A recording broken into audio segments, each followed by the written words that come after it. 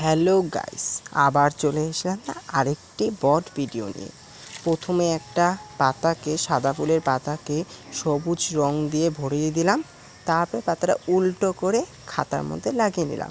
একটা পাতা তৈরি হয়ে গেল। তারপরে একের পর লাল রং একটা দিলাম ফোঁটা হাত দিয়ে, নীল রং দিলাম একটা ফোঁটা হাত দিয়ে, হলুদ রং দিলাম একটা ফোঁটা, সাদা দিলাম, আবার স্কাই ব্লু দিলাম, গ্রিন দিলাম, আবার ব্ল্যাক, হলুদ আর রেড দিয়ে।